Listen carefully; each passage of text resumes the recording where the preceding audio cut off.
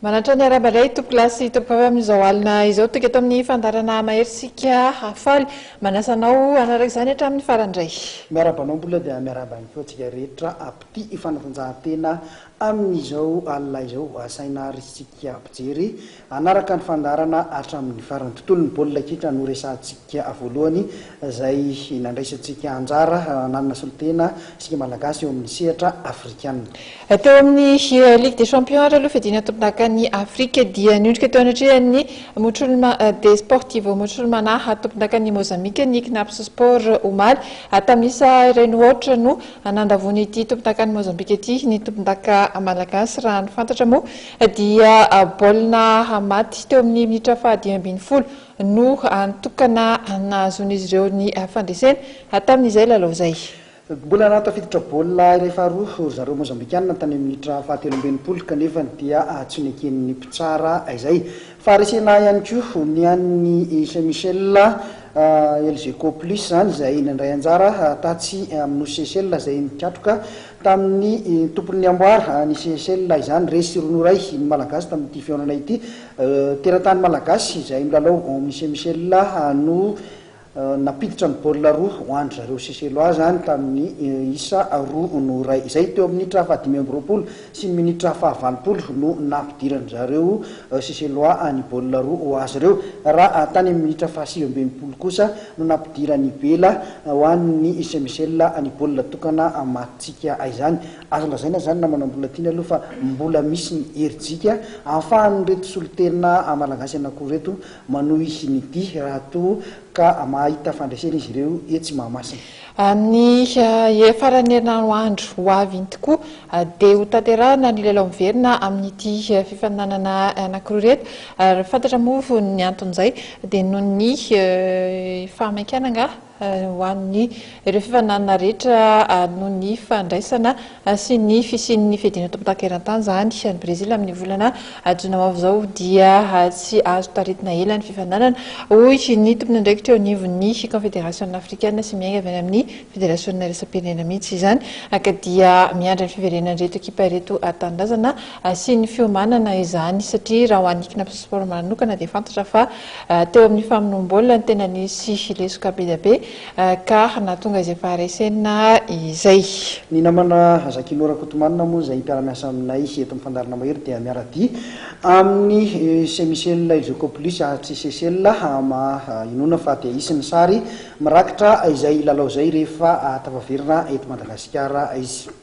Anoizatsika ny baolina kitra izay ary ho an'ny skajy vétéran ihany koa izay mandeha amin'izao fotoana izao. Nitanterahana omaly asabotsy teny amin'ny kianjan'ny Carion ary ny lalao manasa-dalana eo amin'izay fedina ny tompon-daka ny ligina analamanga ho an'ny skajy zokin'izay ka ny super vétéran izany ny asut sy ny ASVF ary no tafita amin'ny lalao famaranana ny asut nanilika ny BOA tamin'ny isa rainy ohatra ny ASVF kosa dia nandresy ny Institut Pasteur tamin'ny fandakana tirobu 4-3 nisaraka atsala samy tsy nisy ny toko iray nisaraka atsala iray ny rotota tao anatin'ny 90 minitra ny lalaovana.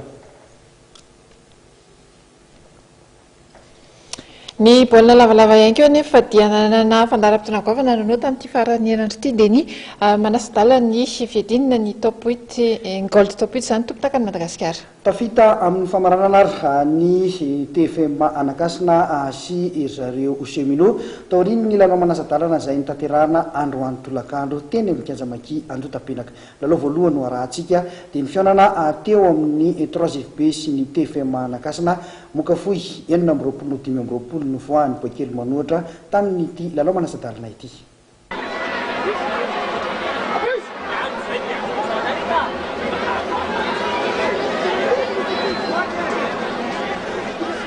Isa tokana monja dia natafita ny kely manohatra avy ny akasina any amin'ny lalao famaranana amin'ny fedina ny tompon-daka ny gold top 8 moka fohy 4-5 no natafavoaka ny TFMA hiatrika izany lalao famaranana izany nanoloana ny 3FB io tolakandro io tetsy amin'ny kianjamaki Anjotapenaka.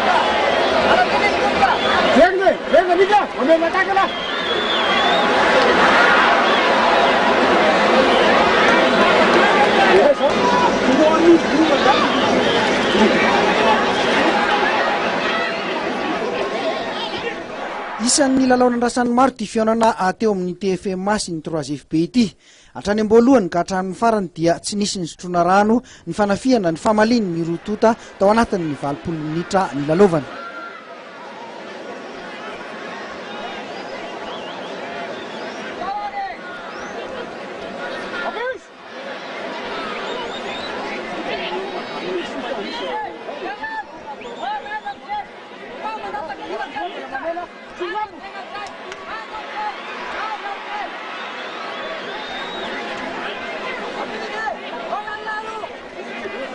Teo amin'ny fidirana voalohany dia efa nitarika tamin'ny 7-20 ny TFMA.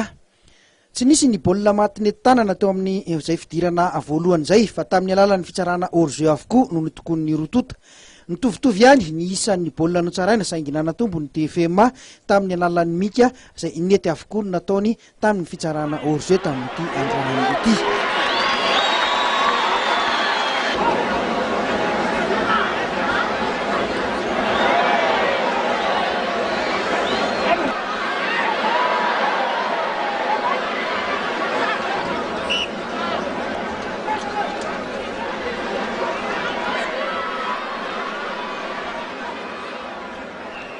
Teo amin'ny fidirana faharoa dia nanindry mafy ny 3FB ka nampiana ny elanelanisa tamin'ny alalan'ny baolina nety tanana. Teo amin'ny 10 minitra tsy hifaranana ny lalao dia mbola nitarika ny 3FB.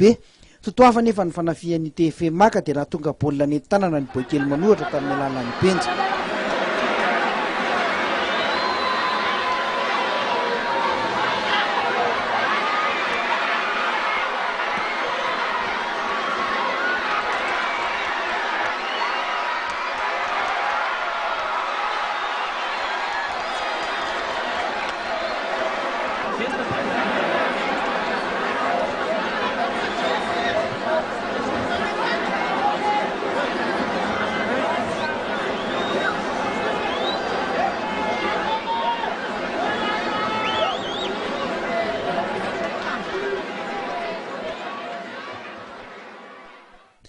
Nahatombo teo amin'ny tanjaka ny TFMA tamin'ity androany ity, izay sady tsara ihany koa ny fiarovatenan'izy ireo. Tafita amin'ny lalao famaranana izany ny TFMA Anakasina izay hiatrika amin'ny cheminot.